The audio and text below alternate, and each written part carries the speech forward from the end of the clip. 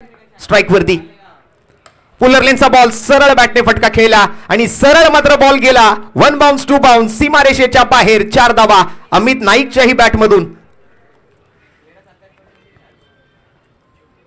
हा समुद्रांच्या लाटांसारखा खेळ आहे, ज्या समुद्राच्या लाटा किनाऱ्यावरती असताना आपल्या पायाला खूप प्रेमाने स्पर्श करतात ना, त्या समुद्रांच्या लाटांमध्ये मोठमोठ्या जहाजांना बुडवण्याची क्षमता असते।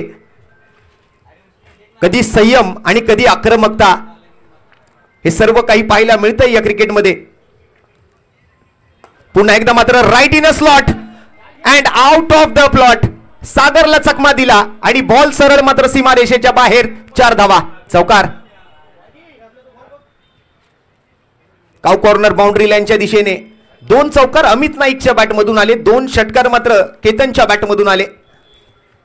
अगदी विस्फोटक फलंदाजी दोन्ही बाजूने, एक तेरी एक मेरी, जशास तसं तोडीस तोड, बेस्ट वर्सेस बेस्ट।